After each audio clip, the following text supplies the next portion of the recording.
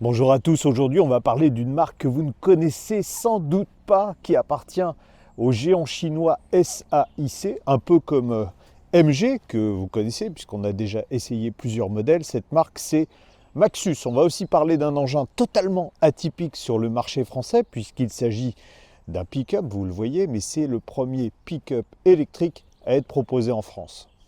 Ce Maxus T90 EV, c'est un beau bébé qui fait 5,37 m de long, c'est conséquent, et qui reprend les codes habituels des pick-up, c'est-à-dire une calandre assez massive qui lui donne un look assez agressif vu de l'avant.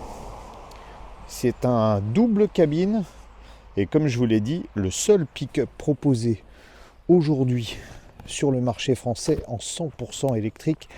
Et pourquoi? Puisque c'est un modèle en fait à la base thermique qui a été adapté à l'électrique, et vous le savez peut-être, la réglementation risque de changer malheureusement pour les pick-up thermiques.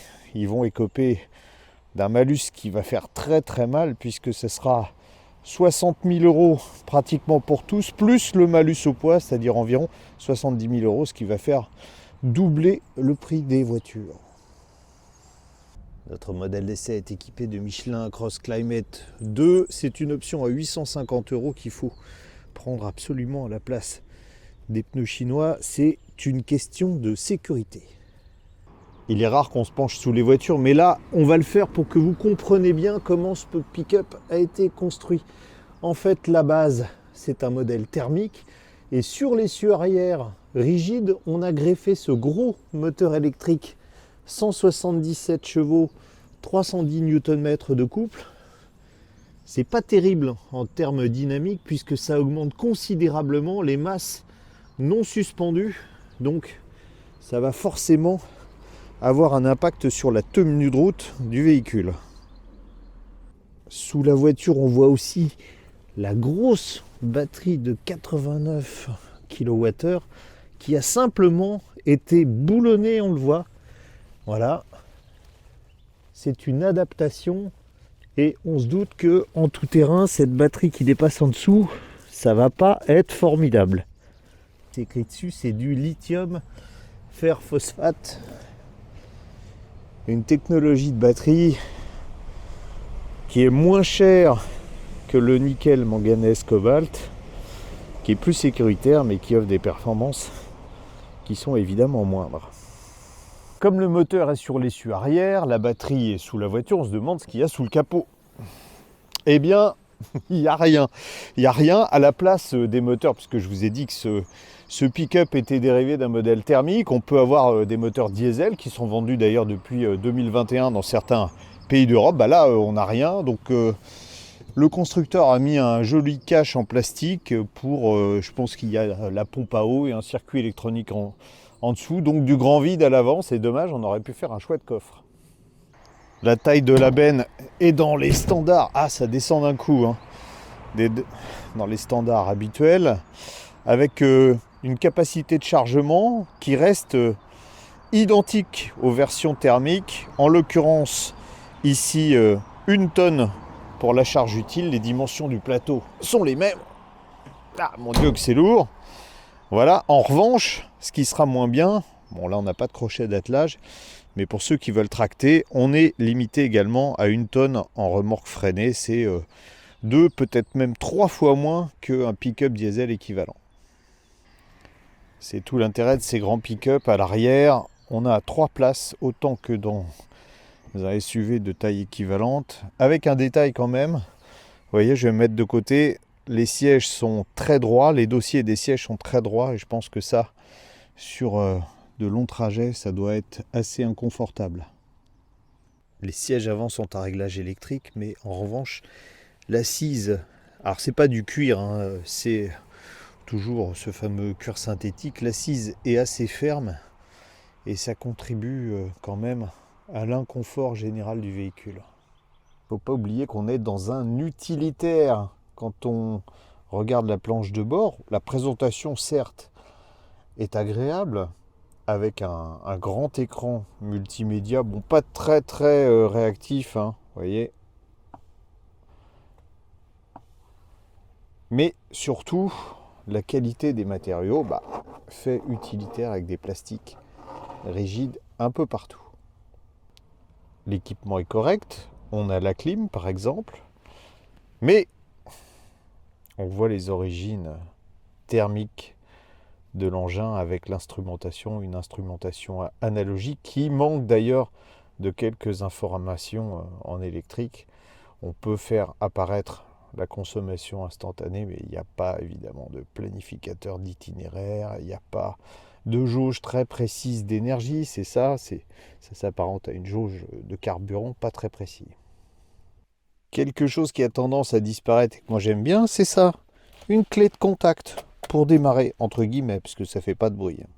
Le passage des rapports avec une petite molette centrale, et puis des petits contacteurs pour la conduite éco, normale ou power, ce qui ne changera pas grand-chose. Ce Maxus T90, c'est un peu une machine à remonter dans le temps. On a l'impression de conduire un véhicule qui a 30 ans. Alors ça, c'est lié évidemment à la suspension arrière, puisque sur un pick-up, on a souvent des suspensions à ressort à lame. Là, c'est le cas.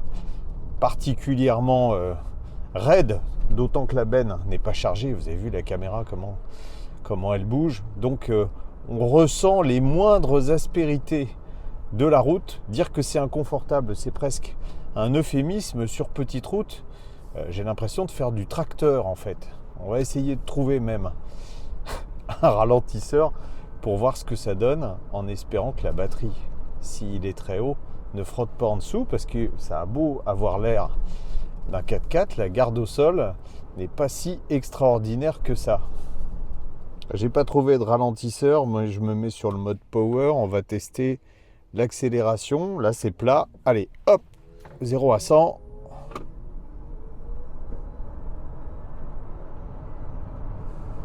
On voit que 0,50 ça accélère plutôt pas mal. En revanche, la suite, c'est assez long. Je le chronométrerai, je vous le mettrai à l'écran. C'est pas un boulet de canon, ça c'est sûr.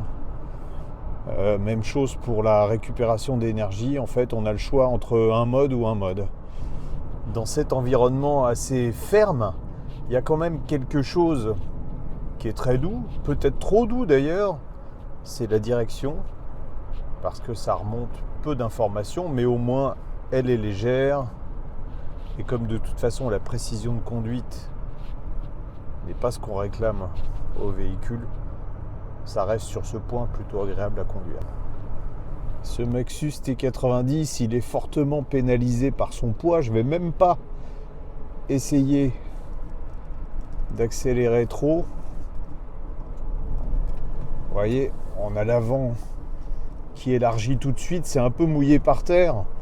Et pourtant on a des pneus Michelin, j'ose même pas imaginer ce que ce serait avec des pneus chinois, donc véhicule qui n'est pas du tout fait pour rouler vite. Vous me direz, c'est pas ce qu'on lui demande. C'est étonnant parce qu'on est à 110 km/h, la voiture n'est pas très silencieuse pour un véhicule électrique. On est en moyenne à 64 décibels, mais surtout, alors outre les bruits aérodynamiques qui ne sont pas surprenants pour un véhicule avec, on va dire, un profil comme celui-là, hein, ça a le CX d'une armoire normande, mais surtout on entend le bruit du moteur électrique. C'est la première fois que j'entends un moteur aussi présent dans un véhicule. Ça fait un vrombissement, le moteur à l'arrière, on l'entend à l'intérieur. Il faut dire qu'à 110, il tourne à 9600 tours. On va accélérer un peu le rythme pour voir ce que ça donne sur autoroute. Première constatation à 130 sur l'autoroute, on n'est pas à 130 puisque la vitesse maxi est limitée à 125 km/h. Tant mieux parce que la consommation est déjà gargantuesque. Là, on est à 35 kWh au 100 km, on est sur le plat et il n'y a pas de vent. En plus, dès qu'il y a du vent, vous le voyez, on est obligé de corriger parce que le véhicule est embarqué, ça c'est l'aérodynamique moyenne. Et puis si le confort est un peu meilleur que sur route, on a toujours quelques trépidations et c'est pas rassurant. Donc l'autoroute, c'est absolument à éviter avec cet engin. Il y a quelque chose de très bizarre. Là, on a fait 150 km. Si je demande la consommation moyenne, 18,6 kWh au 100 km. Ça n'a pas bougé depuis que je suis parti, y compris sur l'autoroute. Donc, on va considérer que le système ne fonctionne pas. On va donc se baser uniquement sur la jauge d'énergie. On a fait donc 150 km. On a consommé à peu près la moitié. Ça correspond, il reste d'après l'ordinateur de bord, mais est-ce qu'il fonctionne? Il reste d'après lui 178 km. Le chiffre d'homologation, c'est 330 km. Ça veut dire que, en fait, cette voiture est sans doute la voiture électrique la moins menteuse de toutes celles que j'ai essayées. Ce qui ne veut pas dire qu'elle ne consomme pas beaucoup, attention. Hein. On est, vous voyez, avec une batterie de 89 kWh, on fait 330 km. C'est quand même une consommation assez importante. Pour la recharge, il y a un petit détail assez pratique. Ouais, je tire la languette du dossier, voilà. Et derrière le siège arrière, on a les câbles de charge. Le câble, il se le branche là où il y avait auparavant la trappe à carburant. Ici, on a un chargeur interne 11 kW qui permet sur une borne comme celle-là, bon, qui monte jusqu'à 22 kW, donc au-delà des capacités de la voiture, de faire la recharge de 5 à 100% de cette grosse batterie, 89 kWh en 11 heures. Et vous avez aussi de la charge rapide qui est limitée quand même, c'est bizarrement à 80 kW. Et là, il faudra 45 minutes pour faire 10-80%. Il y a 6 mois, ce Maxus T90 EV aurait paru totalement incongru parce que, disons-le, il est rustique, il manque de polyvalence. On ne se voit pas faire de la ville avec un engin de cette taille-là. Il n'est pas non plus taillé pour l'autoroute et sur les petites routes, il est notoirement inconfortable. En plus, il est proposé à un tarif qui fait un peu froid dans le dos.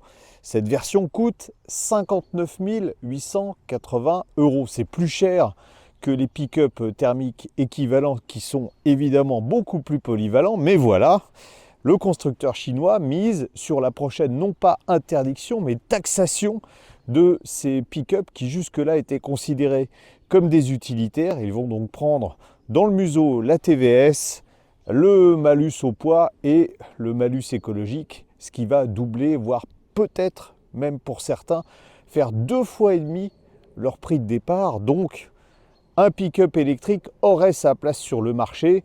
Bon, très honnêtement, il est quand même beaucoup trop cher vu les prestations qu'il offre.